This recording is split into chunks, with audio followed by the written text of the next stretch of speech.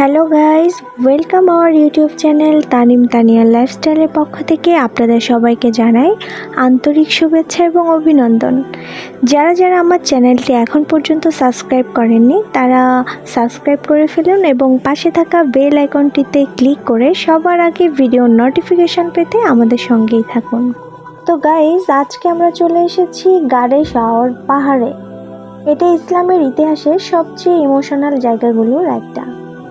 এটি মক্কা শহর থেকে 5 কিলোমিটার দক্ষিণে, উচ্চতা প্রায় 458 মিটার।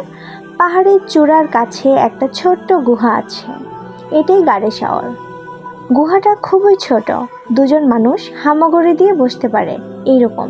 নবী মোহাম্মদ সাল্লাল্লাহু আলাইহি সাল্লাম আর আবু বকর রাদিয়াল্লাহু তাআলা আনহু মক্কার কাফেরদের তাড়া থেকে বাঁচার জন্য 3 রাত এই গুহায় আত্মগোপন করেছিলেন।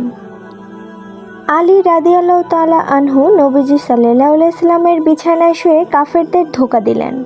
নবী করিম সাল্লাল্লাহু আলাইহি সাল্লাম আর আবু বকর রাদিয়াল্লাহু তাআলা আনহু রাতের বেলা মক্কা থেকে বের হয়ে উল্টো দিকে মদিনার বিপরীতে এই পাহাড়ে উঠলেন। 3 রাত গুহায় থাকলেন। কাফেররা পায়ের চিহ্ন দেখে গুহার মুখ পর্যন্ত চলে এসেছিল। আবু বকর রাদিয়াল্লাহু তাআলা আনহু ভয় পেয়ে বললেন, ইয়া রাসূলুল্লাহ, ওরা যদি পায়ের দিকে তাকায় তাহলে আমাদের দেখে ফেলবে। তখন নবী করিম সাল্লাল্লাহু আলাইহি সাল্লাম বললেন, দুঃখ করো না, আল্লাহ আমাদের সাথে আছেন।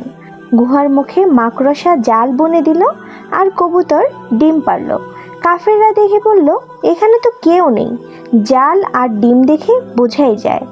আল্লাহ এই দুর্বল জিনিস দিয়েই ওদের চোখ ফিরিয়ে দিলেন।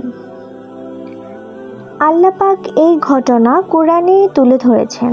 যখন তারা দুজন গুহার মধ্যে ছিল তখন সে তার সঙ্গীকে বলল, দুঃখ করো না, নিশ্চয়ই আল্লাহ আমাদের সাথে আছেন। সূরা তাওবা 40 নম্বর আয়াতে। এই আয়াতকে আয়াতি সাকিনা বলা হয়। এই পাহাড়টিতে প্রতিটা চূড়ায় চূড়ায় খাবারের স্টল, ছোট ছোট দোকান রয়েছে। সেখান থেকে আপনারা ফল কিনতে পারেন, আপনারা পানি কিনে খেতে পারেন, সব কিছুরই ব্যবস্থা রয়েছে। এখন হাজি আর উমরাহ যাত্রীরা গাড়ে শাওর জিয়ারত করতে যায়। পাহাড়ে উঠতে 1 ঘন্টারও বেশি সময় লাগে। সিঁড়ি খুব খাড়া। গুহার ভেতরটা এখনও আগের মতোই ছোট। উপরে উঠলে পুরো মক্কা শহর দেখা যায়। এই গাড়ে শাওর আমাদেরকে শেখায়, প্ল্যানিং করো কিন্তু ভরসা রাখো আল্লাহর উপর। সব দরজা বন্ধ মনে হলেও আল্লাহ মাকড়সার জাল দিয়েও রাস্তা বের করে দেন। নবুয়তের 13তম বছর মক্কার কাফেররা রাসূল সাল্লাল্লাহু আলাইহি সাল্লামকে হত্যার প্ল্যান করে। প্রতি গোত্র থেকে একজন করে যুবক নিয়ে তারা রাতের বেলায় রাসূল সাল্লাল্লাহু আলাইহি সাল্লামের বাড়ি ঘেরাও করে।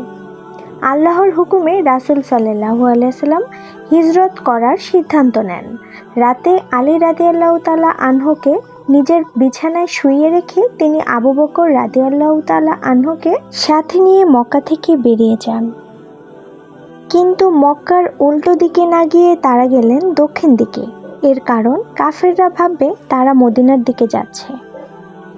রাসূল সাল্লাল্লাহু আলাইহি সাল্লাম আর আবু বকর রাদিয়াল্লাহু তাআলা আনহু যখন 3 রাত গুহায় লুকিয়েছিলেন তখন আবু বকর রাদিয়াল্লাহু তাআলা আনহুয়ের মেয়ে আসমা রাদিয়াল্লাহু তাআলা আনহু রোজ খাবার নিয়ে যেতেন।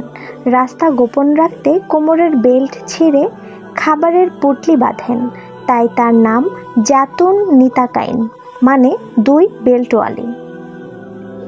আব্দুল্লাহ বিন আবু বকর দিনের বেলায় মক্কায় কাফেরদের প্ল্যান শুনে রাতে এসে খবর দিতেন। আমিন বিন ফুহাইরা মহিষ চড়িয়ে পায়ের দাগ মুছে দিতেন। রাসূল সাল্লাল্লাহু আলাইহি সাল্লাম আর আবু বকর রাদিয়াল্লাহু তাআলা আনহু যখন গুহায় লুকিয়েছিলেন তখন গুহার ভিতরে একটা গর্ত ছিল। কাফেররা যেন ভিতরটা দেখতে না পায় তাই আবু বকর রাদিয়াল্লাহু তাআলা আনহু নিজের পা আর কাপড় দিয়ে গর্তটা বন্ধ করে দিলেন। রাসূল সাল্লাল্লাহু আলাইহি সাল্লাম তখন আবু বকর রাদিয়াল্লাহু তাআলা আনহুয়ের কোলে মাথা রেখে ঘুমিয়ে পড়লেন। কিছুক্ষণ পর গর্তের ভেতর থেকে একটা সাপ এসে আবু বকর রাদিয়াল্লাহু তাআলা আনহুয়ের পায়ে কামড় দিল। কিন্তু আবু বকর রাদিয়াল্লাহু তাআলা নড়লেন না, কারণ নড়লে রাসূল সাল্লাল্লাহু আলাইহি সাল্লামের ঘুম ভেঙে যাবে। সাপের বিষে তার পা ফুলে যাচ্ছিল, চোখ দিয়ে পানি পড়ছিল, তবুও তিনি পা সরাননি। সাপের বিষের যন্ত্রণায় আবু বকর রাদিয়াল্লাহু তাআলা আনহু-এর চোখের পানি টপ করে রাসূল সাল্লাল্লাহু আলাইহি সাল্লামের গালের উপর পড়ল। রাসূল সাল্লাল্লাহু আলাইহি সাল্লাম ঘুম থেকে উঠে জিজ্ঞেস করলেন, আবু বকর, কি হয়েছে? আবু বকর বললেন, ইয়া রাসূলুল্লাহ, কিছু না, একটা পোকা কামড় দিয়েছে। তখন রাসূল সাল্লাল্লাহু আলাইহি সাল্লাম নিজের লালা মোবারক আবু বকর রাদিয়াল্লাহু তাআলা আনহু-এর পায়ে লাগিয়ে দিলেন। সাথে সাথেই বিষের যন্ত্রণা চলে গেল, পা আগের মতো ভালো হয়ে গেল। সুবহানাল্লাহ। এই ঘটনা থেকে আমরা কি শিখি? আবু বকর রাদিয়াল্লাহু তাআলা আনহু নিজের জীবনের চেয়ে রাসূল সাল্লাল্লাহু আলাইহি সাল্লামের আরামকে বেশি প্রাধান্য দিয়েছিলেন।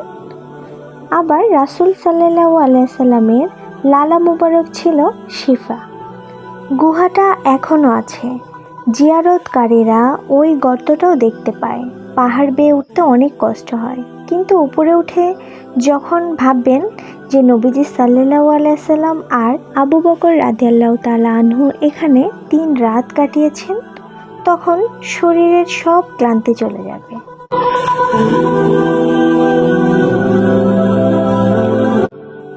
দেখতে দেখতে ভিডিও শেষ প্রান্তে চলে এসেছি। পরবর্তী ব্লগ নিয়ে খুব শীঘ্রই হাজির হয়ে যাব। সেই পর্যন্ত আপনারা ভালো থাকেন, সুস্থ থাকেন। আল্লাহ হাফেজ।